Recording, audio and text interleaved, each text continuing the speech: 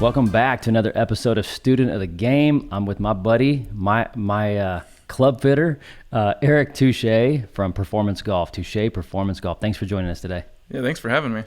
Tell us a little bit about Touchet Performance Golf. What do you guys do?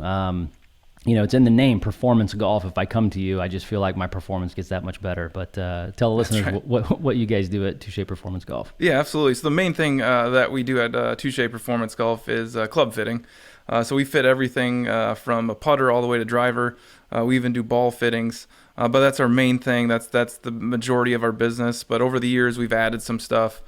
We've added bays. So we have 5 TrackMan bays, 4 that you can rent out, 1 that's just for fittings. But the cool thing, maybe 4 years ago, it was right after COVID, we added a gym. So a full gym, a PT room, and then we hired a physical therapist that does golf-specific stuff. So, it does stuff for injury prevention, but then also he works on different injuries because he's actually a PT, like a doctor. So he does TPI certified. So we're kind of trying to be a one-stop shop, and then we also offer lessons. There's a guy that does lessons at the shop as well. So we try to do all 3 of those things under one umbrella. We have a putt view putting green, and then we have a men's and women's locker room. We even have a cold plunge and a sauna for Jared's. He's our PT that his clients and really our clients can use if they'd like. But the main thing is fitting, and the performance aspect is, body, swing, and then golf equipment. That's awesome. So if you don't like golf, you may not need to listen to this podcast, but if you're a small business owner, I guarantee you're going to get something out of this. So Eric, you're explaining where you're at today. My guess is that's not where you started. It is not where I started. No. I think you and I, correct me if I'm wrong, I think you and I met at the 5 a.m. basketball league at the YMCA or something like that. I miss those days. Those are pre-kids for me at least. Pre-kids, and I was in shape back then. Yeah, me too. So why don't you give the listeners, the small business owners specifically want to know, like, okay, that's awesome that you got here to where you're at, but what was starting like? How did you get into the business of golf fitting here in Fort Wayne?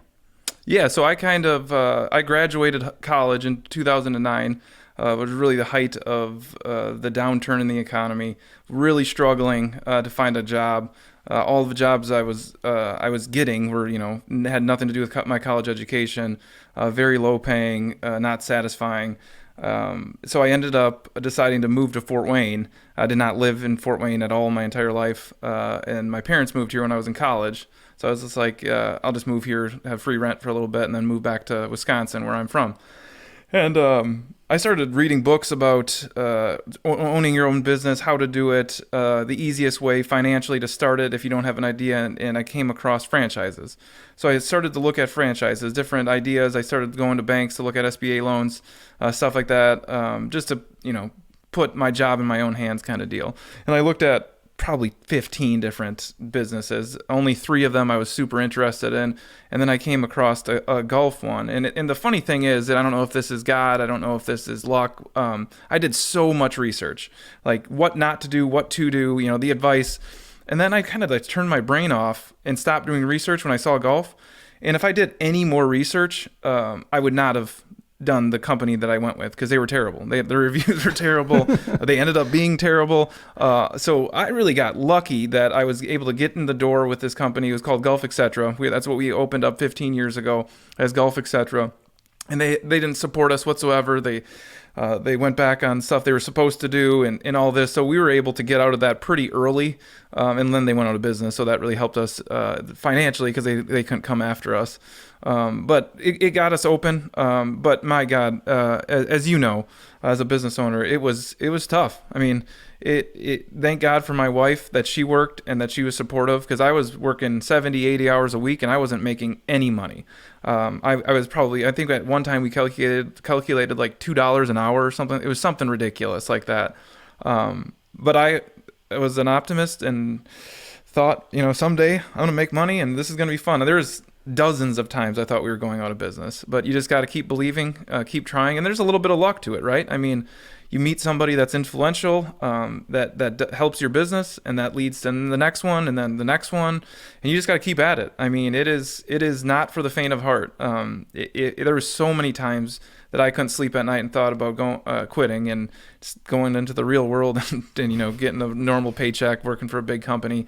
But yeah, I just kept at it and one thing led to another, and then we got a break, and then something went bad, and then another break, and it was fun. I mean, looking back at it, I had a blast, but my God, it was a lot of sleepless nights. And then when you start having kids, it makes it even more difficult because then you got to support them. And but yeah, it was a long time, but it was fun. Really cool experiences. You meet so many cool people in like meeting you, talking to you about your success and what success looks like for you. And then there's so many business owners that give you advice, and it was a fun journey, but very, very long and taxing for sure. Well, thanks for sharing kind of the background on that, because if you're a small business owner and you've been in business for more than 2 years, you've probably wanted to quit. If you're a small business owner and you've had sleepless nights, like, you're normal. If you're a small business owner and sometimes you lose hope, that's normal. And I think what's really cool having you on this podcast is I've kind of seen you, in the infancy stages and iterate multiple times and grow. And, let's be honest, when we met playing basketball at the YMCA, I was like, yeah, I'm a golfer, I'll come in. Yeah. And it was one of those things where it's like, okay, do you sell head covers? Do you sell polos? Do you sell golf ball markers? What do you do? And come to find out, you are a student of the game, pun intended, in terms of understanding the swing analysis, the data, and then helping people feel and become better with custom club fittings. In this podcast, we talk about master the fundamentals in every business. I don't care if you're a banker, if you sell t-shirts, if you do club fittings, if you're in real estate, if you're a financial advisor, there's fundamentals to the business. And so in this podcast, we like to talk about how do you master the fundamentals. We talk about how to fall in love with practice. What you just said, what you embody as somebody who fell in love with the grind, fell in love with, chasing something that, was appealing to you. And then ultimately, how do you win at the game of life? And so let's take a little bit and just talk about what are the fundamentals of club fitting. Yeah, so I mean, everyone's different, right? Everyone's going to have a different body type, different skill set, a different golf swing. So it's just about adapting to that person.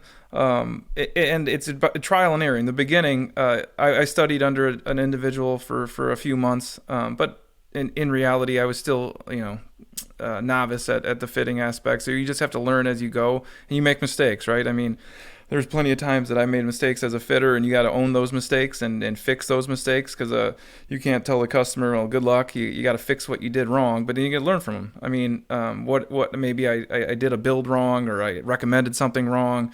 And instead of getting angry and blaming the customer, you just work with them and make it better. And those customers could be lifelong customers. There's plenty of stories I have of 12, 13 years ago of screwing up a fitting that they've continued to be fitting or customers of mine because they trust me, because I told them, yeah, that was wrong, my bad, let's fix it, kind of deal. So yeah, it's just about it's about thinking that every customer is different, every person's different. They have a different budget, they have a different skill set, they have a different need or want, and to taking the time to talk through that and understand what they want, and then doing right by them. I mean, that's a mentor of mine told me that if you look at a customer as your best friend and how you would treat your best friend or your brother or your mom or your dad, and you forget about that sometimes, right? I mean, there's times that I've been, not the nicest to a customer, and you got to step back and be like, hey, like, they're the only reason that you're paying your bills. Whether they're spending $100 or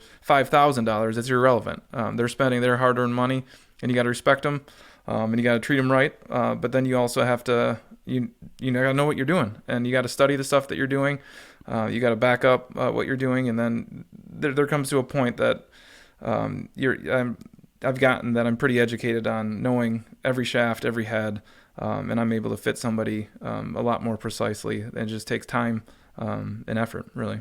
So when it comes to, thanks for sharing, the kind of the behind the scenes and how you got to where you're at. And what I think of fundamentals in terms of golf is it's kind of like there's your swing and then there's your equipment. Right. And so, like, how many times, and we don't need to name names here, but how many times does somebody come in and be like, man, you'd be such a better golfer if you fix your swing first? Is it hard? Is it hard to fit everybody? And answer this question too. So, like, what's the difference, back to the fundamentals, what's the difference between buying clubs off the shelf versus getting them custom fit? Yeah, so buying them off the shelf is going to be very generic, like lengthwise, lie-wise, and some obviously listeners have no idea what I'm talking about with lie angle, but nevertheless, It's very generic. There's only one shaft, one weight of the shaft, one stiffness of the shaft. But everyone needs something different. So a golf club, for people that don't play golf, will help change your ball flight in the sense of making a ball go higher, make it can go lower, helping with the left to right, right to left. It helps all of that, or bad, because it's about mastering your bad swings, because everyone's going to have a bad swing no matter how good you are. Your bad swings for a guy that's really good is different than your bad swings for someone that shoots 100. But it's about mastering those bad swings. So getting fit for the right clubs will lessen those mishits, but then improve on those mishits, that you know what direction it was going to go. Like if you are able to, like, just say, let's say you miss it right. If you're able to miss it right consistently, you can technically take out half the golf course. You aim left. If you hit it straight, you're on the left side of the fairway, left side of the green. If you do miss normally right, you're in the middle of the green, middle of the fairway, right side. So you're able to cut off half the golf course. I mean, that's a 50% better shot dispersion. And getting fit for that, instead of, there's so many people that try to just aim straight and just pray to God that it's going to go straight, and that's just hard to do for most golfers. So you need to treat yourself as a specific person that has a specific swing and get fit to that swing. Because back to your point about the golf swing, yes, 95% of my fittings, I mean, I'd say 100% need to get lessons, because that's the other aspect of the golf game. I mean, I'm not going to sit here and tell you to get fit and you'll become a scratch golfer. That's ridiculous. You can hit 300-yard drives as soon as you buy a driver from Eric. Exactly. I'm never going to, I try to manage expectations, but to be realistic, most golfers aren't going to practice as much as they should. I mean, unless you're a high level golfer, like your daughter, for example, she practices, I'm sure, 20 times as much as I do. I mean, because she's an elite golfer, she's a collegiate golfer. Same here. Yeah, right, exactly. So like you need to get the fundamentals down. But just get fit to your golf swing. If your swing changes from a fitting or from a lesson, excuse me, yes, we will work with that. The likelihood of it changing enough for the fitting not to be correct is pretty low, because they're not going to change enough for what I'm getting in the fitting data to actually matter for a change in the fitting. So. It both are just as important, but they kind of work together. They coincide together, the lesson and the fitting, if you're doing both correctly. I have a question. We talk about mastering the fundamentals, and a lot of times, so first of all, if you're not a golfer, here's what I want you to hear. If you are a golfer, this is going to be a great show for you, because there's so much information about golf that Eric and I are going to talk about that I think you're just going to learn, and you probably be a better golfer. Matter of fact, go over to Touchet Performance Golf and get fit. That's a shameless plug. But if you're not a golfer and you're a small business owner, I need you to listen to this. In small business, there's always two businesses at stake. There's the industry that you're in, and there's running of the business, right? So like Eric, you're in the fitting business, so you need to know everything you need to know about fittings, golf clubs, shafts, balls, shot dispersion, everything you just talked about. You need to know your business. But now there's a second part to mastering these fundamentals, which is you got to grow your business. Right? I mean, you and I, if I could put this out there, you and I share bookkeepers. Like, as a business owner, as a small business owner, are you the one who's doing all of your accounting, which is taking you away from doing your fittings? Are you the one who's mowing your yard and taking you away from your fittings? You see what I'm saying? There's two businesses at stake. Talk about the business of club fitting. Like, how do you get customers? How do you grow? How do you take care of, the relationships that you're building, when it's in the golf industry? Yeah, so everything that we do is by word of mouth and social media, so we don't spend a ton on advertising, which is a benefit for us. But back to your point about our bookkeeper, shameless plug, Becky, she's unbelievable, first of all. But I mean, there's a lot of business owners that try to do everything, right? They're scared to give up control of anything, but that is impossible to grow. Then, like if you were your only real estate agent, you probably wouldn't be as successful as you are right now. Correct? We wouldn't be on this podcast. Right? Exactly. You'd be out showing homes right now. It's the same thing with me. If I did all the fittings, all the builds, which I used to, because I didn't have any money to pay anybody, I would not be where I am today. I used to have to block off 2-3 hours a day and not do fittings to do builds. Otherwise, I'd come home at midnight, and you can't do that with 3 kids. I mean, that's just not possible. So you have to hire people that trust, but then you have to give up control. I do 5% of my builds now. When I used to do 100, I've given that all to Keegan. And to be fair, Keegan's a better builder than I am, because I'm not thinking about my next fitting. I'm not thinking about doing it quickly. He's just doing the build, right? He knows the quality is important. That yes, he has to do it quickly, but he doesn't rush like I used to do because I had to. So you have to give up control. My long-term goal would also to add a fitter so we can do more fittings. That I'm just not there quite yet. But you have to be able to start giving up things, because that's the only way that you're going to grow as a business owner, because you cannot do everything. You're going to hit a plateau. I mean, there's a ceiling that I hit. I'm not going to say I know in my head what the number is financially, but I hit that for 2 or 3 years, and I could not get through it other than if I wanted to work 100 hours a week. But again, 3 kids, a wife, that's not what I'm going to do. So you have to hire people. You have to trust them. And if they don't work out, you fire them. Yeah, but you're going to find someone. And I found the best employee I've ever had, and I hope he never leaves. Luckily, you found a house for him that wasn't 2 hours away, so thank you for that. You're welcome. But I can't tell you how much Becky and Keegan have meant to my business, and Colin for that matter. But we'll talk about him later. But it's just unbelievable to get the right people that you trust, people that care about your business. It's just a godsend. That's the only way you can grow. I love how you talk about the team. One of my favorite press conferences I've ever seen was Jordan Spieth after a round, and he never used the word I. He always said we. We did this, and we decided to do this, and we decided this. And for most people, they're like, well, who are you talking about? We're talking about his caddy, right? Him and his caddy are a team, and if Jordan hits a bad shot, then we hit a bad shot. If he hits a good shot, then we hit a good shot. If they win the tournament, then we won the tournament. And what you're talking about is exactly why I started this podcast. Student of the Game was built from the master's degree that I got playing basketball and learning everything about business in the locker room. It was about teamwork. It was about working hard. It was about never throwing somebody under the bus. You know the worst way to build culture is when you're talking negatively about your team behind their back.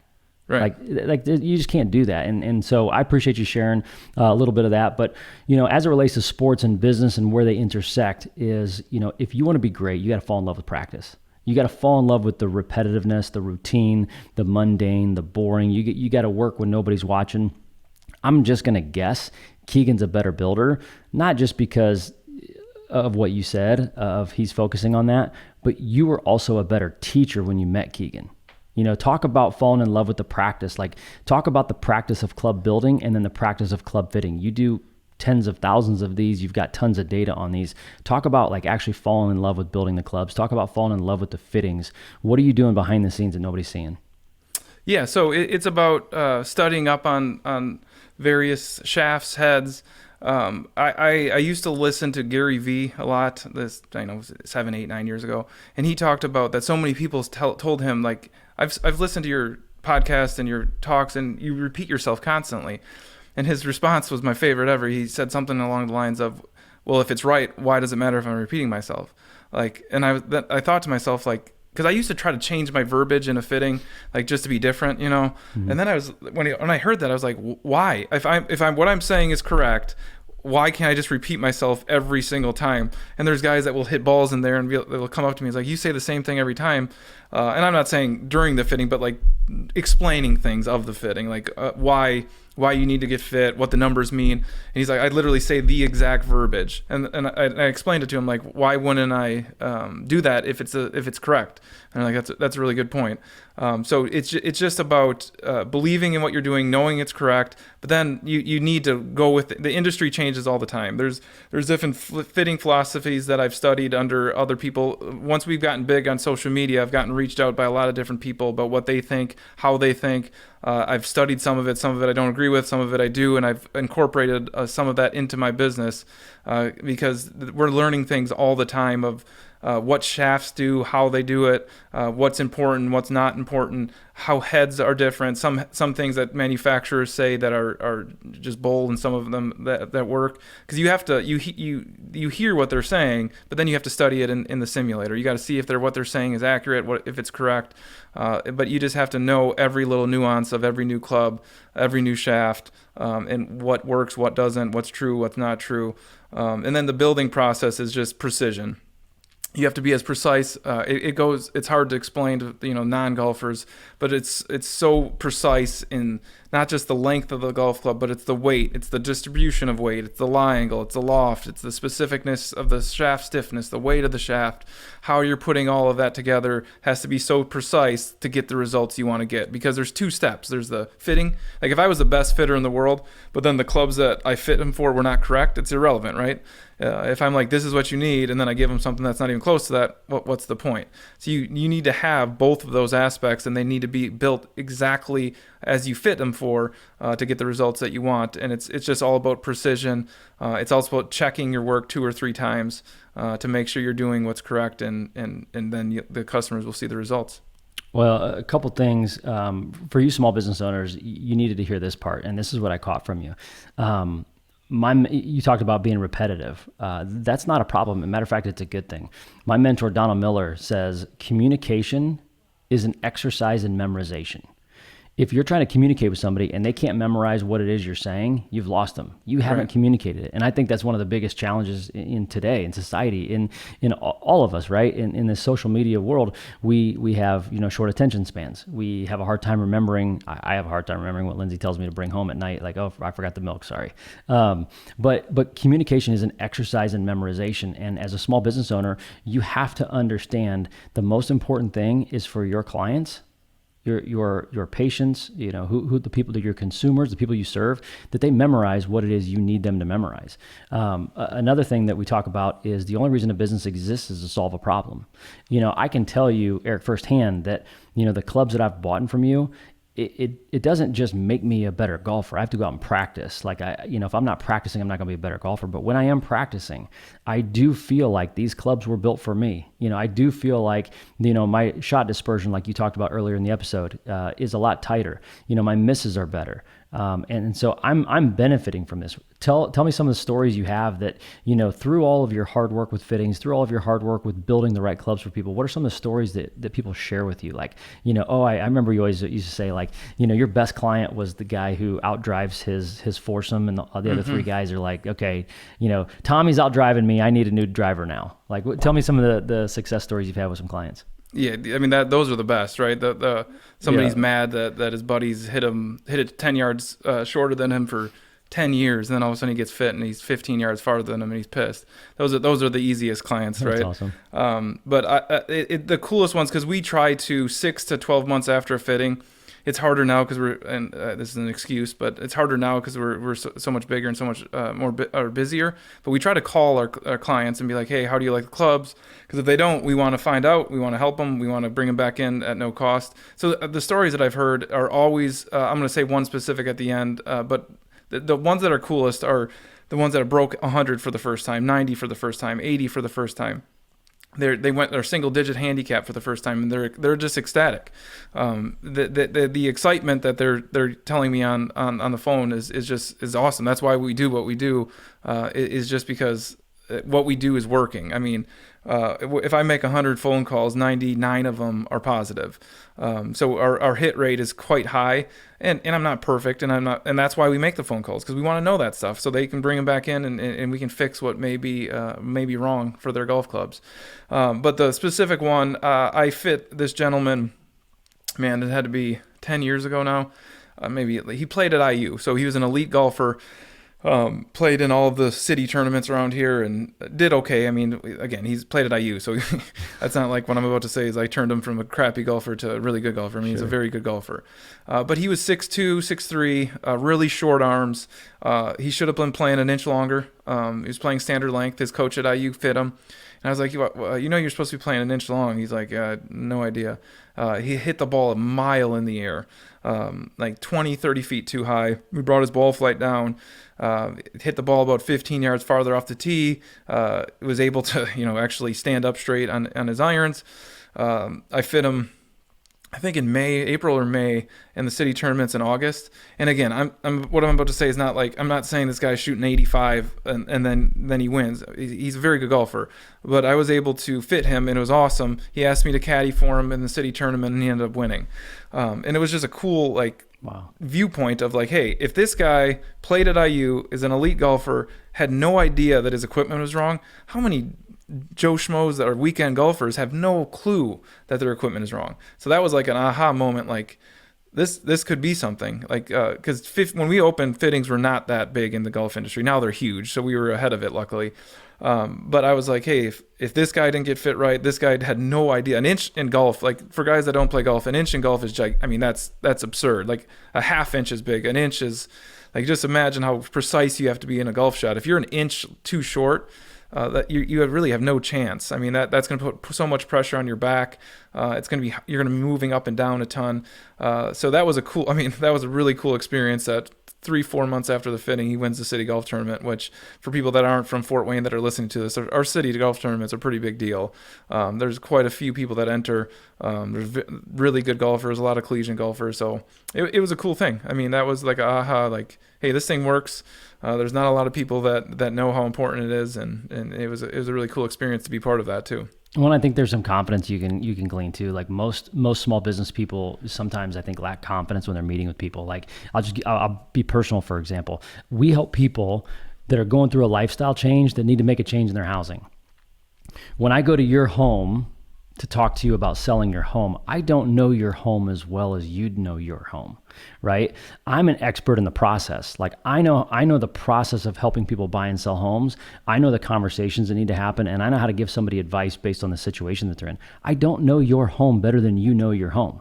And so where we step in as an advisor, like I see you kind of in the same light. Like that guy was a great golfer. He knows golf. He knows how to, have a great golf swing to win tournaments. And here you are just kind of manipulating, his equipment a little bit so that it custom fits his game. And now all of a sudden you've made a customer for life. And right. And he's telling everybody. And that doesn't hurt that he's getting the exposure of winning city tournaments. Yeah, and now he's a customer of yours. Yeah, for sure. Let's talk, before we get into winning at the game of life and how your business has kind of served you and your family. We're kind of into the practice here a little bit, but for the listeners, we're going to have you go follow Touchet Performance Golf, either on TikTok or Instagram. You guys are kind of blowing up a little bit. Why don't you share a little bit of kind of what you're doing on social media? And this is what I want you small business owners to hear. You heard Eric started in a retail spot. Nobody knew he was a club fitter. Nobody knew what kind of business he was starting. He was working 100 hours a week, right? Like you're in that same spot. You're working 100 hours a week. You don't know if your clients know what you actually do. And now all of a sudden his business is where it is today. So he's an overnight success after 15 years. Mm-hmm. Talk to the listeners a little bit about your social media and what you've done to kind of create this fun, engaging presence on social media. So we launched our social media, right when we opened 15 years ago. I think we maxed out at 2,000 followers, and that was combined Facebook and Instagram. I don't even know if we had a TikTok at 2 or 3 years ago was when we started TikTok, I think. But it was just like random. Like we would do like a spurts of like 2 or 3 weeks. We'd post a lot, and then we wouldn't post for a month, and just most small random stuff, dude. Yeah, what's that? Yeah, most small businesses. Correct. And it had no like rhythm to it. It was just random, right? It might be about a driver head, and then it might be like a funny clip about like reposting something. So it was never like consistent. There's no consistent message. And then godsend, I just hired a high school kid that was a local high school kid named Colin Berta, I think 2.5 years ago. And he came up to me like 3 months into it. He's like, hey, do you mind if I run the social media? And I was like, yeah. Absolutely. What can't be any worse than we are right now. So he's going on social media, doing a ton of research, and he comes across this doctor that does 60-second diagnosis, where somebody will come up to him and like, my arm hurts from blah, blah, blah, blah. What do you think it is? And he'd spout off what he thinks it is. And he had 300,000 followers. He's like, you should do this for fittings. I'm like, okay, whatever. So he's like, let's do 60-second fittings. So he started off with, he would tell me, a guy's height, swing speed, blah, blah, blah, all as much data as he could. And at first it was just made up because obviously we had nobody submitting stuff. And it slowly got bigger and bigger and bigger. And then people started submitting their own numbers. And then we started getting a gigantic following. We went from 2,000 to I think our combined is 45,000 followers now.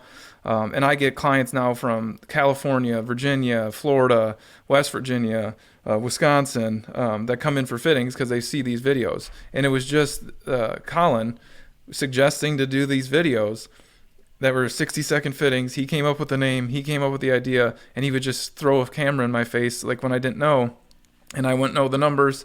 And I would just say what came to my head. And it was very generic because I need to know way more data. Like, I'm not trying to fit these people, in 60 seconds, because that's ridiculous. But it was just a starting point for these people. Like, I always said, you got to go get fit in person. But then it grew to the point that I'm selling golf clubs online now for people that submit enough data to me, like through email, and then sometimes I'll do video chats with them, and I'm selling golf clubs from people all over the country. What came about that is I have a high school friend who sold 2 businesses. He's a serial entrepreneur. He approached me and said, "Would you be interested in starting a online fitting AI?" And I was like, absolutely. Keep talking. I was just going to go here because every business right now is talking about AI and nobody knows how to use it. And I've seen a little bit from what you guys are doing. So explain how you're using AI right now. This is fascinating. Yeah. So he came to me and said, I've submitted all of your TikToks into this AI building program to start. Would you be interested in starting an AI fitter? And so what it basically is I feed this thing data, and he writes the program, and the AI will build the upon his program the fitting process. Now we were nervous at first. We were like, if this is let's say it takes a month to do this thing, then we probably don't have anything, because then anyone can do it, right? But it's been 7 months now, and it's still not even close to where we want it to be, but it's getting better and better. But so we're just having this AI builder build this fitting, and we're calling it Eldrick. For you golfers, you'll know what that means. But it's a cool process, because we've gotten people from following from South Korea, from Australia, because we want to make it worldwide, because that's like, I can only fit a certain amount of people a day. So I'm going to eventually hit a ceiling that I'm probably already capped out. What's the next step, right? What if you want to get bigger? And as a business owner, there's some people that would be fine with a cap, and I'm not. But I want to be bigger. I want to have the aspect of I can go on vacation and still get paid. That's the ultimate goal. But every small business owner right now just like cringed in their seat listening to this. If you're walking the dog, you kind of maybe tripped over the curb or something. If you're driving, you maybe hit the brakes, drove off the side of the road. Please don't do that. Every small business owner, the goal in life when you first start a small business is, can I go on vacation and leave my phone at home? Is my business still working when I'm not? And to get to that point, Eric, congratulations, because that's a really big deal. But I love the fire that you still have. I love that you're reinventing yourself. I love that you're taking on what some people say, like, oh, AI is not going to be around, or oh, it's a bad thing, it's a good thing, or I'm neutral to it. And here you are taking and also pivoting and adding to your business. Where can people find Eldrick and if they're curious about checking you out? Yeah, so right now we have a beta site up. It's eldrick.golf is the website, and Eldrick is ELDRICK. If you don't know, that is Tiger Woods' first name. That is the name behind it. And if you don't know Tiger Woods, then stop listening to this golf episode. Yeah. You can still get something about small business, but you're not a golfer if you don't know Tiger You're Woods. not a golfer, no, or you probably don't know. Yeah. Anyways, so it's just a beta site. We're trying to just accumulate data. We're partnering with a couple other fitting studios to get their data as well.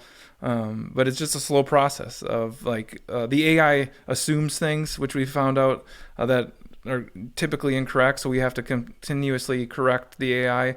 But it just needs enough data that when a person submits, A, B, and C, it shoots out a correct fitting analysis. It's never going to be as good as in-person fitting. We're never going to say that, but we're just kind of closing the gap, right? I mean, right now the gap is huge. It's not even close to it, but we're just slowly closing the gap where now, let's just say hypothetically, it's 80% away, and we want it to get to 10% away. That's when we'll take off the beta and start selling golf equipment.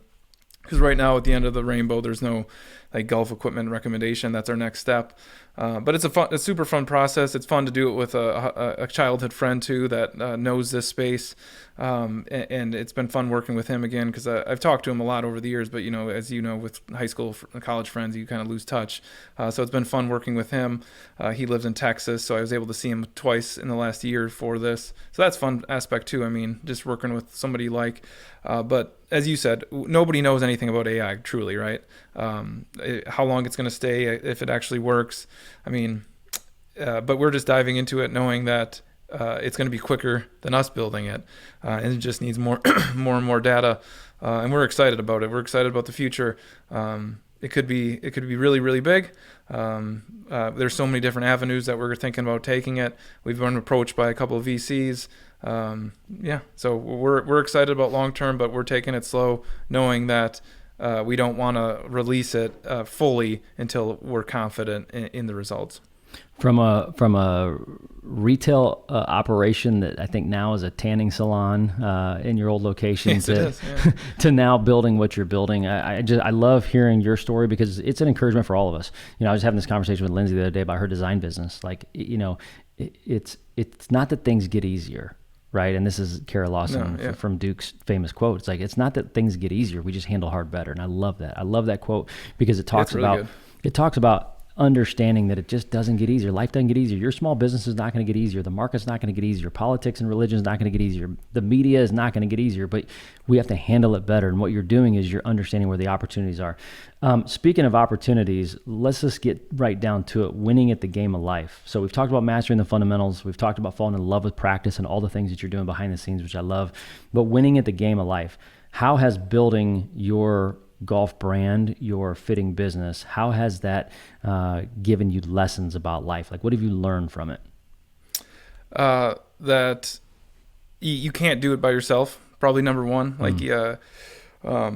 Like when you start your own business, like I hired 2 people that I fired pretty quickly, and I was like, I'm just going to do this by myself.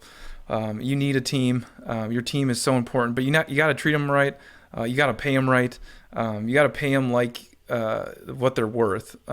You have to show them appreciation. There's so many times as a man, how many times you don't tell your wife that you love her enough? You don't tell her she looks beautiful enough because you just take it for granted, right? So listening to my wife Lauren, like she's like, I'm telling her like, Keegan's doing this. He's like, are you telling him that? Like, are you telling him how good he's doing? It's like, well, probably not enough, right? So just sending your team like, hey man, you're doing a great job. Like, who doesn't like to hear that, right? Yeah. I mean, how many times did your dad say that when you were a kid? You're just like, oh man, thank you. Or your coach or your friends or whatever. Like, who doesn't like hearing that doing a good job? So encouraging your team, showing them that they're part of the team. It's just like we're giving Keegan a piece of the business because he means so much. I'm not doing this just to keep him.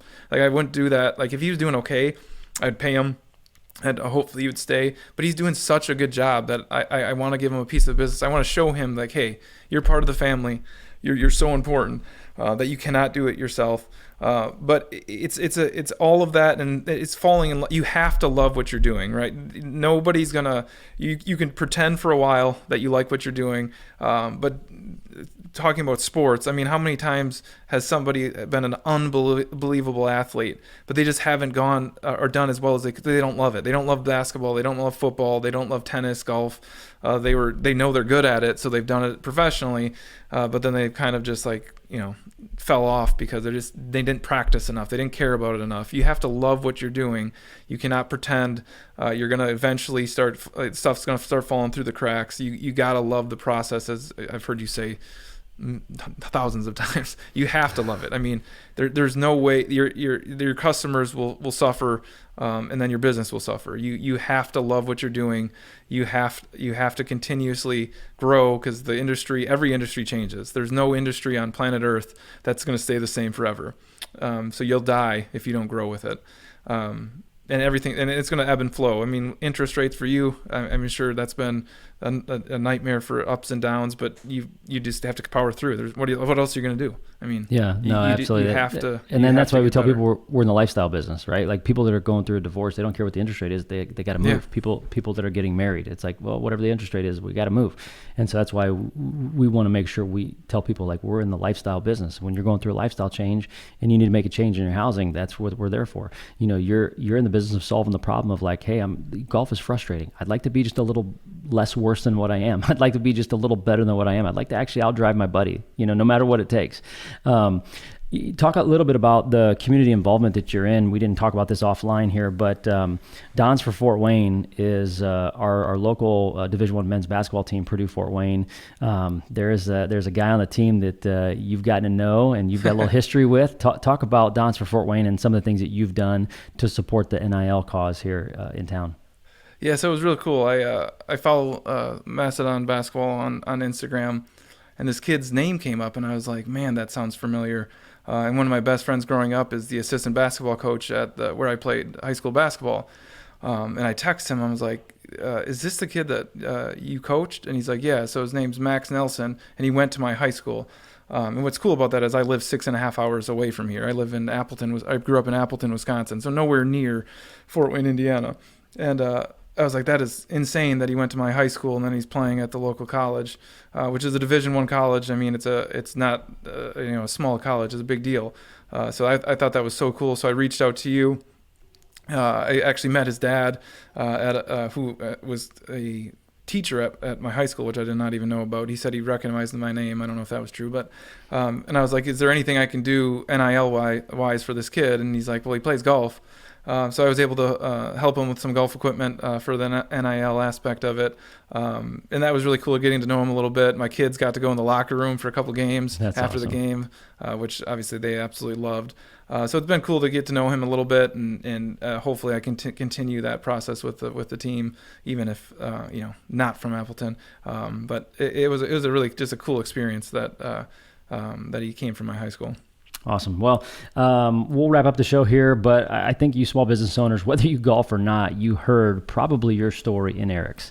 You started off, you were confused about how to get started. You maybe had a passion for the industry that you're in, and over time, you just keep overcoming obstacles and keep showing up. And, like they say, the best ability is availability. And Eric just kept showing up and tapping into mentors. And then now all of a sudden your business is, tens of thousands of followers on Instagram, and you've got different revenue streams, and you've got employees that love working there, and team members that now have become part of the business. And so that's awesome to see. That's exactly the message that we want to get across in Student of the Game. But winning at the game of life, we believe relationships win. And one of the things that we want to do, Eric, why don't you tell the listeners like where to follow you, like what social channels are you big on, and where can people follow you and consume some of your content?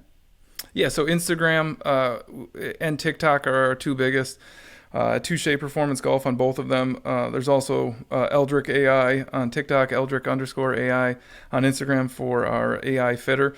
Those are our two. And then we do have a Facebook that's not as big, but I think that's just Touchet Golf if I'm not mistaken. But yeah, Instagram and TikTok are our biggest avenue, and we try to post once or twice a day. Awesome.